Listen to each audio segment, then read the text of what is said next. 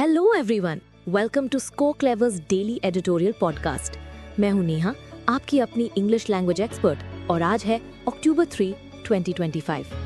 आज के द हिंदू के दोनों एडिटोरियल्स को हम मिलकर डिकोड करेंगे इंग्लिश से सिंपल हिंदी में। और हाँ, एक इम्पॉर्टेंट अनाउंसमेंट, इन एडिटोरियल से निकाले गए सारे इम्पॉर्टेंट वोकैबुलरीज की प्रीमियम PDF आपको हमारे स्को क्लेवर टेलीग्राम चैनल पर बिल्कुल फ्री मिलेगी। चैनल ज्वाइन करने का लिंक नीचे डिस्क्रिप्शन में है, सो डोंट मिस आउट। एक छोटी सी टिप, जब भी आपको लगे कि कोई सेंटेंस या एक्सप्लेनेशन समझ नहीं आया, feel free to pause the podcast. Sentence को एक बार फिर से सुनो और अगर पॉसिबल हो तो उसे 2 बार जोर से पढ़ो। Trust me, if beginners do this consistently, आपकी इंग्लिश सिर्फ 6 महीने में ड्रास्टिकली इंप्रूव होगी। It's a promise. तो चलिए शुरू करते हैं आज का पहला editorial. It's title is cruising ahead on the India maritime week event. इसका टाइटल है क्रूजिंग अहेड, यानी तेजी से आगे बढ़ते हुए इंडिया मैरीटाइम वीक इवेंट के ऊपर। And the sub heading says India's shipping sector needs help from the government to thrive. और सब हेडिंग कहता है भारत के शिपिंग सेक्टर को थ्राइव यानी फलने फूलने के लिए सरकार से मदद की जरूरत है। Let's begin. The India maritime week event, headlined by prime minister Narendra Modi. ये जो इंडिया मैरीटाइम वीक इवेंट हुआ, जिसके मेन स्टार थे prime minister Narendra Modi, signaled government recognition that shipping is not just a business but a business with a strong strategic component. ये इस बात का signal था कि सरकार ने मान लिया है कि शिपिंग सिर्फ एक बिजनेस नहीं है, बल्कि एक ऐसा बिजनेस है जिसका एक मजबूत स्ट्रेटेजिक यानी रणनीतिक महत्व भी है। The Indian shipping sector had declined considerably over nearly 2 decades. Bharat का शिपिंग सेक्टर लगभग 2 दशकों में काफी ज्यादा गिर गया था। Under the ideological framework of liberalization, privatization and globalization, LPG reforms, अरे LPG सिलेंडर नहीं, लिबरलाइजेशन, प्राइवेटाइजेशन, ग्लोबलाइजेशन वाला, इन बड़ी बड़ी विचारधाराओं के फ्रेमवर्क के चलते which weakened government support and diluted strategic intent for shipping, जिसने सरकारी सपोर्ट को कमजोर कर दिया और शिपिंग के लिए जो स्ट्रेटेजिक इरादा था उसे भी डाइल्यूट कर दिया, मतलब हल्का कर दिया। बारिंग पोर्ट इंफ्रास्ट्रक्चर यानी बंदरगाहों के ढांचे को छोड़कर, the Indian government seemed keen largely only on training and educating seafarers. Bharat सरकार ज्यादातर सिर्फ सीफेयरर्स यानी नाविकों को ट्रेन और एजुकेट करने में ही इंटरेस्टेड लगती थी, so that they could continue to serve on foreign ships and bring in foreign exchange, basically skilled labour export. The state owned shipping corporation of India यानी SCI, which once a global leader in ship ownership, जो कभी जहाजों की ownership में एक global leader हुआ करती थी, was allowed to decline. उसे डिक्लाइन होने यानी पतन की ओर जाने दिया गया। Favourable government policies such as giving the company first rights to transport India's oil, सरकार की जो फायदेमंद नीतियां थीं, जैसे कि SCI को भारत का तेल ट्रांसपोर्ट करने का पहला अधिकार देना, वो withdrawn in the name of a level playing field, LEVEL playing field, यानी सबको बराबर का मौका देने के नाम पर वापस ले ली गई। And SCI barely escaped privatization, और SCI बस बाल बाल बची प्राइवेटाइज होने से। बट कोविड-19 वॉज अ रूड अवेकनिंग। लेकिन फिर आया कोविड-19, जो एक रूड अवेकनिंग था, मतलब एक ऐसा झटका जिसने आंखें खोल दी। With India depending heavily on foreign owned ships, क्योंकि भारत विदेशी स्वामित्व वाले जहाजों पर बहुत ज्यादा निर्भर था, it had little leverage to intervene in its own trade. उसके पास अपने ही व्यापार में इंटरवीन यानी हस्तक्षेप करने के लिए बहुत कम लेवरेज यानी ताकत थी। And private Indian shipping was too small to step up fully, और भारत की प्राइवेट शिपिंग कंपनीज इतनी छोटी थीं कि वो पूरी तरह से जिम्मेदारी नहीं उठा सकती थीं। Post pandemic, the government has realised that shipping, though a business, has much strategic importance. महामारी के बाद सरकार को ये एहसास हुआ कि शिपिंग भले ही एक बिजनेस है, पर इसका स्ट्रेटेजिक महत्व बहुत ज्यादा है, especially during times of disruption, war, and where protectionism and resurgent national interests of Western countries rule trade. खासकर डिसरप्शन यानी बाधा, युद्ध, और ऐसे समय में जब पश्चिमी देशों का प्रोटेक्शनिज्म यानी संरक्षणवाद और उनके उभरते राष्ट्रीय हित व्यापार पर हावी हों। Recent government initiatives have sought to beef up this SCI's fleet strength.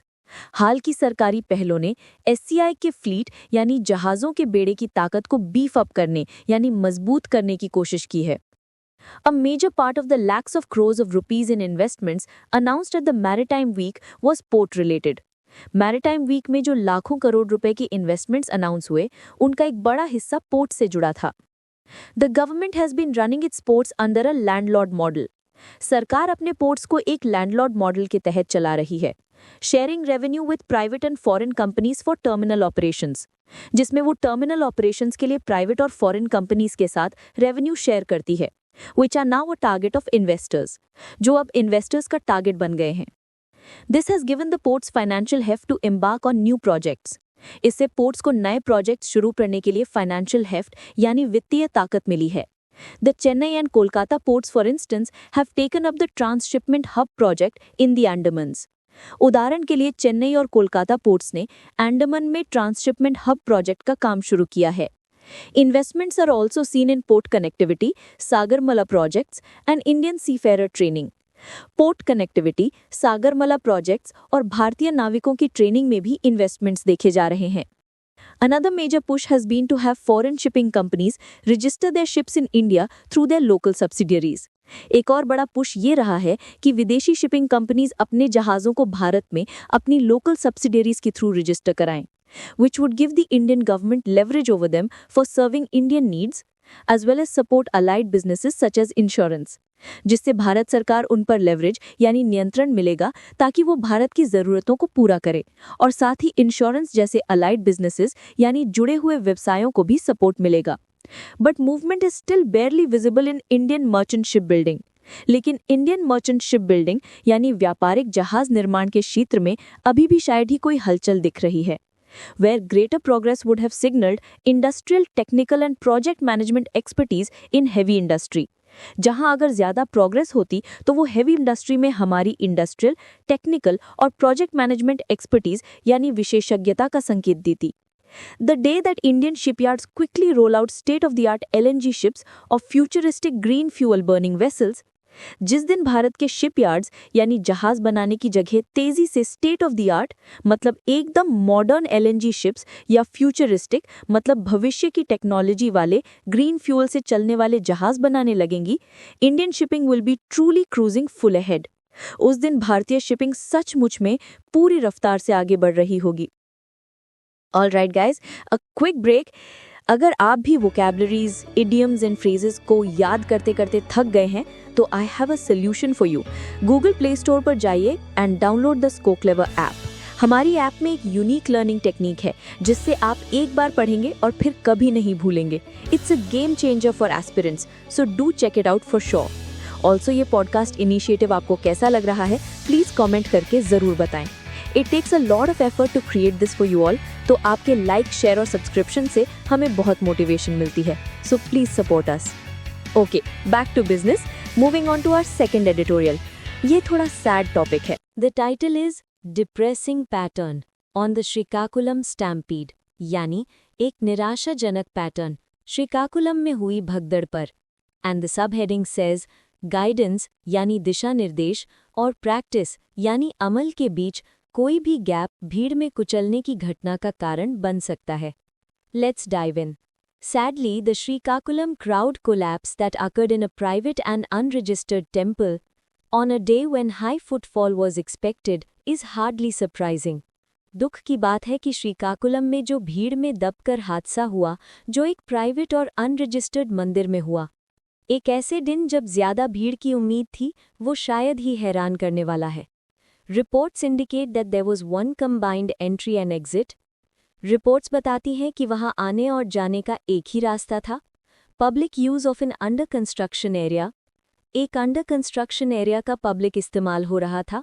Inadequate stewarding यानी भीड़ को मैनेज करने वाले लोग अपर्याप्त थे। Severe capacity overshoot and weak infrastructure. वहां स्टीवर्डिंग यानी भीड़ को मैनेज करने वाले लोग अपर्याप्त थे, कैपेसिटी से कहीं ज्यादा लोग थे और इंफ्रास्ट्रक्चर भी कमजोर था। The Hathras crowd crush in 2024 followed an event where permission was reportedly given for only a third of the crowd that attended. 2024 में हाथरस में जो भगदड़ हुई थी वो एक ऐसे इवेंट के बाद हुई थी जहां रिपोर्ट्स के मुताबिक जितनी भीड़ आई थी उसकी सिर्फ 1/3 के लिए परमिशन दी गई थी। And investigation cited inadequate exits and gaps in planning and supervision. और जांच में अपर्याप्त निकास द्वारों और प्लानिंग और सुपरविजन में कमियों का हवाला दिया गया था। The 2011 Sabrimala crush also revealed systemic weaknesses in circulation control. 2011 में सबरीमाला में हुई भगदड़ ने भी सर्कुलेशन कंट्रोल यानी लोगों की आवाजाही को नियंत्रित करने में सिस्टेमिक वीकनेसेस यानी व्यवस्थागत कमजोरियों को उजागर किया था। On a day with predictable surges and a trigger that became lethal due to constrained pathways. एक ऐसे दिन जब भीड़ में बढ़ोतरी का अनुमान था और एक ट्रिगर यानी एक छोटी सी घटना कंस्ट्रेंड पाथवेज मतलब तंग रास्तों की वजह से जानलेवा बन गई थी। These incidents had different proximate triggers but the same causes of failure. इन घटनाओं के proximate triggers यानी तात्कालिक कारण अलग-अलग थे लेकिन फेलियर के कारण वही थे। Reciprocal pedestrian flows and shared gates, weak physical public infrastructure and a lack of real-time density monitoring. वो कारण थे एक ही रास्ते से लोगों का आना जाना, कमजोर पब्लिक इंफ्रास्ट्रक्चर और रियल टाइम में भीड़ के घनत्व की मॉनिटरिंग का अभाव। India already has guidance to anticipate these failures. Bharat के पास इन गलतियों को पहले से ही एंटिसिपेट यानी अनुमान लगाने के लिए गाइडेंस मौजूद है, जिसमें 2014 की एनडीएमए गाइडलाइंस और नेशनल बिल्डिंग कोड शामिल हैं। मतलब रूल्स तो हैं but who cares, right? Indian authorities have already demonstrated a feasible path from guidance to operations, including in recent Sabrimala seasons and with the Integrated Command and Control Center operating at Tirumala. इसमें NDMA या NBC के नियमों के अनुसार licensed plans शामिल हैं, calculated occupancy यानी कितने लोग आ सकते हैं उसका हिसाब, certified structures जो bidirectional flows यानी दो तरफा आवाजाही को रोकते हैं, real-time density control by trained stewards, and real-time communication and crowd analytics. The persistence of stampedes is due to the gap between guidance and enforced practice.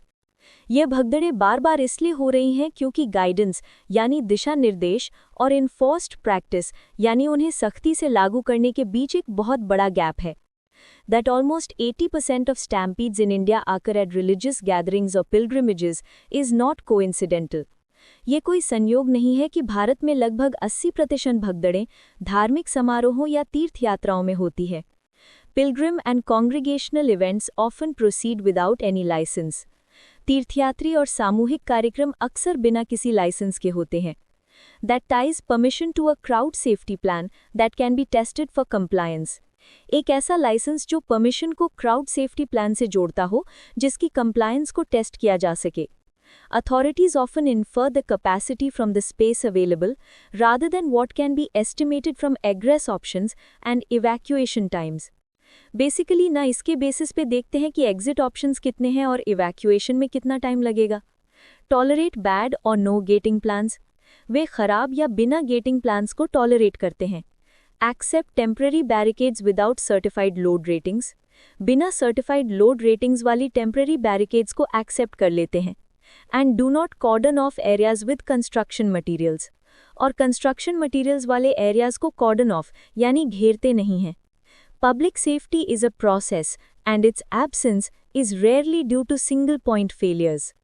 Public safety एक process है, कोई एक switch नहीं, और इसकी कमी शायद ही किसी एक छोटी सी गलती की वजह से होती है। This Srikakulam incident aligns with a known risk pattern. Srikakulam की घटना एक जाने पहचाने रिस्क पैटर्न से मिलती जुलती है and only disciplined adoption of the country's own codes enforced by licensing will reverse it. और सिर्फ देश के अपने कोड्स का डिसिप्लिन्ड अडॉप्शन यानी अनुशासित रूप से अपनाना जिसे लाइसेंसिंग के जरिए लागू किया जाए वही इस पैटर्न को पलट सकता है। India also needs a policy culture that treats religious events as engineered systems requiring licensing and auditing. Bharat को एक ऐसी पॉलिसी कल्चर की भी ज़रूरत है जो धार्मिक आयोजनों को इंजीनियर्ड सिस्टम्स की तरह ट्रीट करे, मतलब जिसे प्रॉपर प्लानिंग, लाइसेंसिंग और ऑडिटिंग की ज़रूरत होती है, ना कि बस भगवान भरोसे छोड़ दिया जाए। And that's a wrap for today's editorials. Before I sign off, Here's something exciting for all you competitive souls out there. Join the IPL for editorial vocabulary. जी हाँ, स्कोर क्लेवर के टेलीग्राम चैनल पर हर शाम 7 बजे होता है editorial vocab league, a live quiz based on today's editorials. Compete with fellow aspirants, check your score on the monthly leaderboard, and win exciting rewards. It's the most fun way to master vocabulary. So what are you waiting for? Channel join करने का link description में है. See you at 7 p.m. for the Vocab League.